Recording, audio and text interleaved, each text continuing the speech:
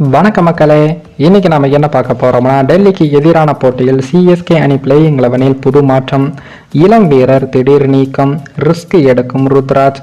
அதாவது சிஎஸ்கே அணியானது நடப்பு ஐபிஎல் தொடரில் முதல் போட்டியில் ஆர்சிபி அணியை வீழ்த்திய சிஎஸ்கே அணி அடுத்ததாக நடைபெற்ற போட்டிகள் குஜராத் அணியையும் எளிதாக வீழ்த்தியது. இந்த இரண்டு போட்டியும் சென்னை அணியின் சொந்த மைதானமான சேப்பாக்கம் மைதானத்தில் தான் நடைபெற்றது. தற்போது மூன்றாவது போட்டியில் டெல்லி அணியை இன்றைய தினம் சந்திக்க உள்ளது. இந்த போட்டியானது விசாகப்பட்டினம் மைதானத்தில் நடைபெற உள்ளது. இன்றைய தினம் இரவு 7:30 மணிக்கு இந்த போட்டியானது துவங்க உள்ளது.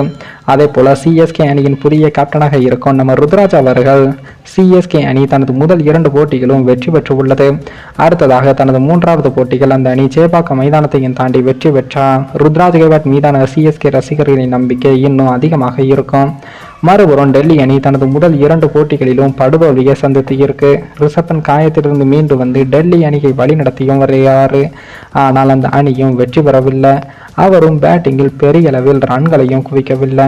அவரால் அதிக பந்துகளை சந்திக்க முடிந்தாலும் அதிரடி ஆட்டம் ஆட முடியவில்லை. இந்த சிக்கலை சிஎஸ்கே அணிக்கு எதிரான போட்டியில் சமாளித்தால் மட்டுமே டெல்லி அணிக்கு வெற்றி பெறும். அதேபோல் தற்போது சிஎஸ்கே விளையாடிய முதல் 2 போட்டிகளும் வெற்றி பெற்று புள்ளிப்பட்டியலில் முதலிடத்திலும் இருக்காங்க. அடுத்ததாக தற்போது டெல்லி அணிக்கு எதிராக விளையாட உள்ளார்கள். டெல்லி அணிக்கு எதிரான போட்டியில் சிஎஸ்கே அணியின் பிளேயிங் 11 ஒரே ஒரு மாற்றத்தை தற்போது ருத்ராஜ் அவர்கள் எடுத்துள்ளார். அதன்படி தூசர் தேஷ்பாண்டே நீக்கப்பட்டு நம்ம சிஎஸ்கே அணிக்கு மீண்டும் வந்து உள்ள சர்துல் தாக்கூர் அவர்கள் பிளேயிங் 11க்குள் கொண்டு வரப்பட உள்ளார். அதன்படி CSK playing 11 Ruturaj, Rachin Ravindra, Rahane, Daryl Mitchell, Shivam Dube, Jadeja, Sameer Rizvi, Dhoni, Deepak Chahar, Shardul Thakur, Mustafizur Rahman ஆகியோர் இடம்பெற உள்ளார்கள். இம்பேக்ட் வீரராக வழக்கம் போல சிவம் தூபேவுக்கு பதிலாக மதிசா பதிரானா அவர்கள் இடம்பெறுவார்.